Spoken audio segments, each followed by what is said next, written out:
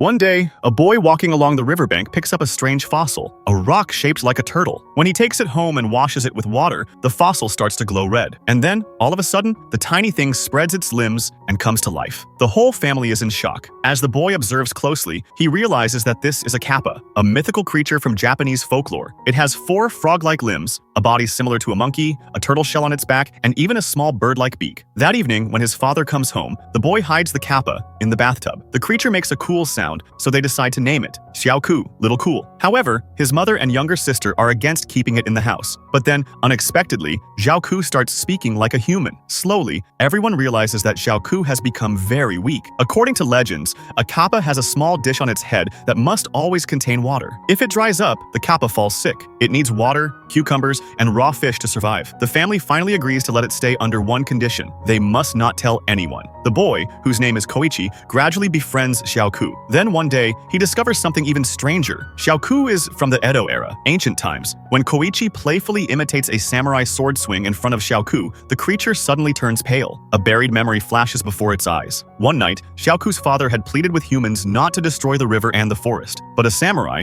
without thinking, beheaded him. Xiaoku was also about to be killed when suddenly a massive earthquake struck, burying him underground. For centuries, he remained trapped, turning into a fossil. And now, after so many years, Koichi has revived him. Koichi reassures him that samurai no longer exist. Xiaoku calms down and slowly starts adjusting to his new home. However, his younger sister still doesn't like him. When Xiaoku fully recovers, he wishes to return home, but Koichi tells him that the world has changed drastically. The old lake, which was once his home, has now become a city. Hearing this, Xiaoku falls into depression. Where does he belong now? Does he have anyone left? To cheer him up, the whole family plays sumo wrestling with him. Despite his small body, Xiaoku defeats everyone. One night, when Koichi's father is drinking beer, Xiaoku says, "I want to try too." His father jokingly replies, "Should I pour a little into your head bowl?" Xiaoku gets excited. As soon as the beer touches his head bowl, he gets dizzy in an instant. First, he becomes super energized, then turns red and starts restlessly performing the Kappa rain dance. After a while, he faints. Later that night, in a drunken state, he steps outside to enjoy the rain. He telepathically communicates with the family's pet dog, and together, they enjoy the downpour. But then, some people spot him. The next morning, rumors spread across the village that a kappa is living in Koichi's house. Even school kids come asking about it, but Koichi tells no one. Then summer vacation begins. Koichi thinks, why not take Xiaoku to the kappa village, where he might find others like him? After getting permission from the family, the two set off on a long train journey. They come across a place where cameras are installed 24/7 to track kappa sightings. Rumor has it that whoever captures a kappa will receive a reward of Rs 10 million. Hearing this, Koichi quickly takes Xiaoku into the forest, but he still hasn't found anyone like him. Night falls, and the two stop somewhere to rest. At night, both of them go to find a place to stay and reach an upper floor room. There, a strange child sits quietly. The child says he hasn't seen a kappa in a century. Hearing this, Xiaoku realizes that his entire species might be extinct. He becomes very sad and doesn't want to search anymore. He just wants to go home. Even though they didn't find a kappa, to make sure the trip wasn't wasted, Koichi takes him to the sea. For the first time, Xiaoku sees such a vast body of water and gets excited, immediately jumping in. But the water is salty, and his head dish starts to sting. Still, if so many fish can survive in this small saltwater area,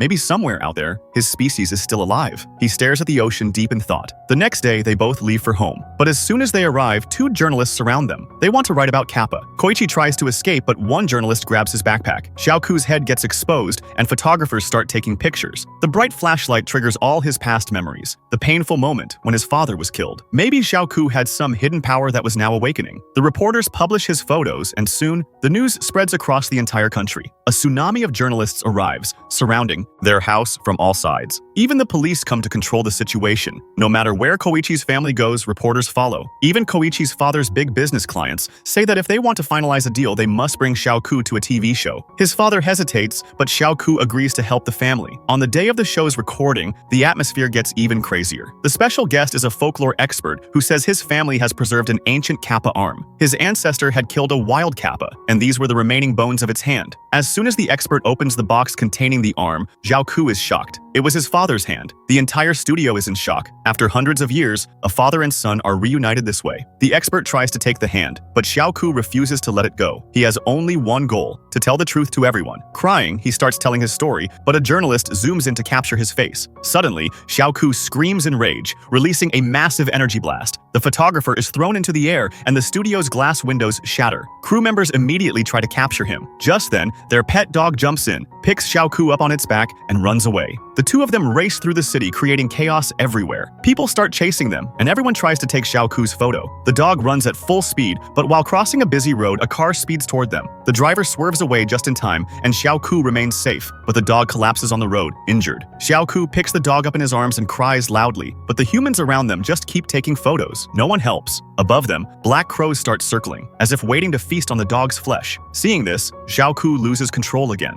His hidden power activates once more. Another shockwave erupts, sending the crows flying away, and the people flee in fear. Witnessing this, Xiaoku himself becomes scared and runs away. At that moment, his family arrives. But now, he no longer wants to live among humans. He climbs straight to the top of Tokyo Tower. From there, he looks at the entire city and realizes that the human world is not for him. He has no home, no family, no one of his own. The sun is so bright that his head dish starts to dry out. His energy is draining. He has only one plan left: to jump and reunite with his father. But then, a huge layer of black clouds appears in the sky. Within moments, heavy rain begins to pour. And then, through the clouds, a shadow appears, a massive dragon. Then the dragon slowly disappears into the clouds. Everyone is shocked, but Xiaoku understands. His father sent this rain to save his life. Firefighters bring him down safely. The situation gradually stabilizes, but outside their house, crowds continue to gather. People start protesting because Xiaoku has dangerous powers. A few days later, Xiaoku receives a letter. The letter invites him to a village. From the handwriting itself, he realizes that it doesn't look human. Maybe a kappa was still alive. Now, he decides to go. He doesn't want Koichi's family to suffer anymore. Before leaving, Koichi feels very emotional, but he knows that Xiaoku's true home is in the wild, not in the city. On the last night, Koichi's mother prepares a big dinner, and the whole family eats together. They take many photos, so the memories will always remain. The next day, Koichi's father leads the reporters in the wrong direction to distract them.